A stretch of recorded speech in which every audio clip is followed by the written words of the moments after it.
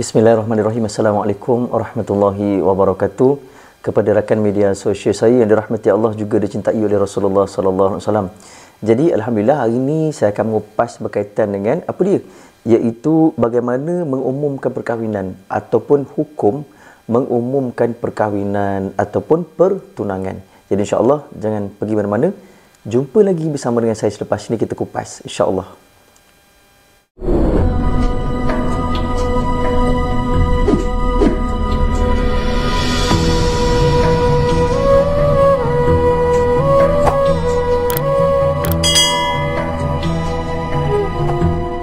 Hai guys, Assalamualaikum warahmatullahi wabarakatuh. Qala rabbi shrah li sadri wa yassir li amri wahlul 'uqdatam min lisani yafqahu qawli.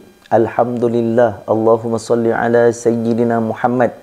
Tuan-tuan dan para sahabat yang dirahmati Allah juga dicintai oleh Rasulullah sallallahu alaihi wasallam. Sekarang ni musim pertunangan, musim perkahwinan. Sekarang ni banyak kita menerima undangan perkahwinan dan juga iaitu pertunangan dan juga merisik. Jadi tuan-tuan dan puan dan para sahabat yang dirahmati Allah Taala sekalian, hari ini saya akan kupas berkaitan dengan iaitu isu adakah wajar untuk kita memberitahu kepada masyarakat ataupun jiran-jiran kita ataupun saudara mara kita ataupun sesiapa saja untuk memberitahu perkahwinan tentang kita ataupun seseorang tadi nak kahwin, perlu tak dia beritahu pada orang? Okey, hari ini kita kupas. Tuan-tuan dapat tak banyak undangan? Saya Masya Allah banyak betul undangan perkahwinan. Nak lebih-lebih lagi, saya ni adalah salah seorang daripada juru nikah di kawasan qaryah saya, di kawasan Bandar Temeloh.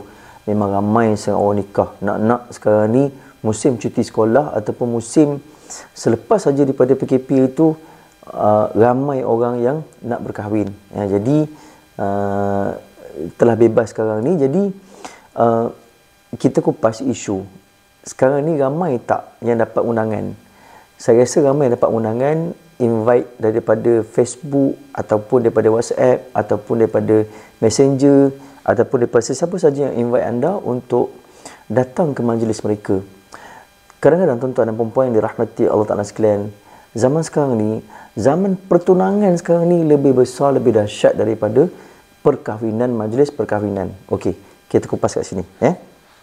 Okey, bagaimana mengumumkan perkahwinan kepada orang ramai supaya mereka tahu bahawa si Anu telah berkahwin dengan si Anu. Jadi soalan ni, bagaimana kita nak mengumumkan ataupun kita nak tahu bahawasanya si Fulanah tadi telah berkahwin dengan si Fulan? Maksudnya di sini iaitu pengumuman yang sebaik-baiknya kepada orang ramai ialah majlis perkahwinan ataupun akad nikah hendaklah diadakan di masjid. Jadi kalau ikut balik sunnah Nabi, lebih baik, better, lebih afdal kita buat di masjid. Tapi jika sekiranya wanita tadi ada haid dan sebagainya, maka tak perlulah ke masjid. Jadi disunatkan kita untuk melakukan majlis akad nikah ataupun baca nikah. Orang sekarang panggil baca nikah. Ustaz, boleh tak baca nikah untuk saya pada hari sekian-sekian? Zaman sekarang panggil baca nikah. Zaman dulu pakai baca nikah, zaman sekarang ni majlis akad nikah. Jadi majlis akad nikah ni perlulah dan wajarlah dan disunatkan untuk buat di masjid ataupun surau, tempat-tempat ibadah. Maka dibolehkan. Tapi bergantung kepada si perempuan tadi ataupun si pasangan belah perempuan pula. Kalau suci daripada haid, maka boleh. Tapi kalau dalam keadaan haid, maka lebih elok buat di rumah ataupun dibuat mana-mana di dewan ataupun premis. Sekarang ni boleh buat di 3 tempat. Yang pertama sekali iaitu boleh buat di dewan, yang kedua boleh buat di premis. Premis mana?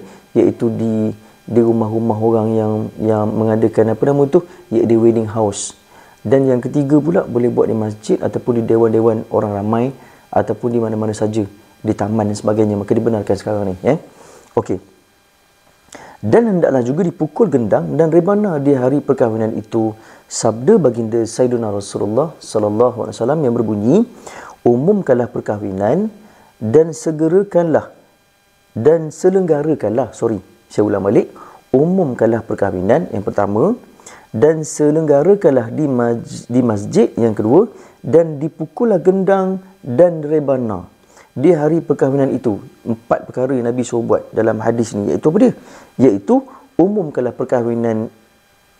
perkahwinan dan selenggarakanlah di masjid dan dipukullah gendang dan rebana di hari perkahwinan itu. Jadi Nabi suruh kita pukul gendang. Gendang di palu pengantin baru. Jadi kalau kita tengok balik, ramai yang gunakan apa nama tu, iaitu lagu ni. Gendang di palu. Allah lupa dah. Lupa dah lagu ni. Gendang di palu pengantin baru, duduk bersanding tersipuh malu. Lagu tu kan. Jadi Nabi suruh kita buat, iaitu pukullah gendang kan, untuk beritahu kepada orang ramai bahawasanya kita telah berkahwin. Sebab apa hikmah Nabi suruh kita beritahu kepada masyarakat bahawasanya kita ni berkahwin dan akan mengadakan, iaitu majlis akad nikah. Sebab apa? Sebab tiba-tiba nanti ada pula lelaki dalam rumah, engkau perempuan, nanti takut jadi fitnah pula sumbang mahram ataupun sumbang muhram. Okey. Jadi kita pergi kepada apa dia, iaitu kalau di hari walimah itu tidak ada bunyi-bunyian, bahkan senyap saja, tentu sekali tidak begitu meriah. Bagaimana caranya supaya majlis walimah itu tidak sunyi saja dan tidak bertentangan dengan Islam. Jadi tengok sekarang ni ramai yang buat majlis perkahwinan ataupun majlis akad nikah, wedding, di-invite ataupun dijemput, apa dia? Iaitu nyanyi karaoke, lepas tu ada joget-joget dan sebagainya. Adakah harus dalam Islam? Kita tengok, kita kupas balik. Untuk memeriahkan lagi majlis walimah, Islam mengharuskan untuk bergendang dan berebana. Jadi hukumnya harus bila kita gendang ataupun rebana.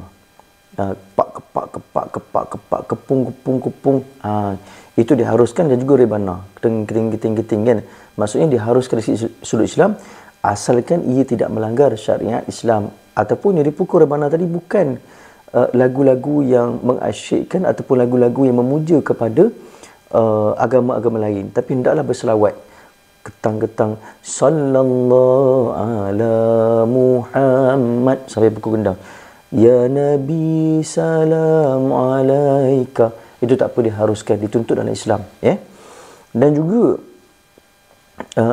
Islam mengharuskan untuk bergendang dan juga rebana, di mana pukulan gendang dan rebana majlis walimah adalah untuk membezakan kahwin dengan zina. Sabda Rasulullah sallallahu alaihi wasallam yang berbunyi, perbezaan di antara yang halal kahwin dengan yang haram zina ialah adanya suara gendang dan juga rebana. Saya ingat lagi ketika bila mana Rasulullah sallallahu alaihi wasallam dalam keadaan masih lagi muda, pada ketika itu dia mengembala kambing bersama dengan rakan dan sahabat dia. Jadi pada ketika itu dia belum lagi dilantik menjadi Rasul. Jadi Nabi pada ketika itu. Tapi aura Nabi itu dah ada.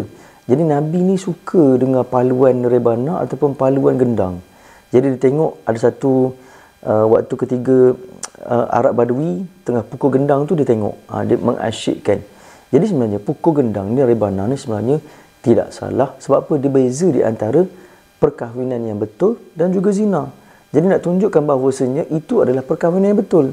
Bila kita ketuk kompang dan juga rebana, ramai yang kata lah, mak, tak payahlah ketuk kompang dan juga rebana ni, itu zaman dulu punya kerja. Tak.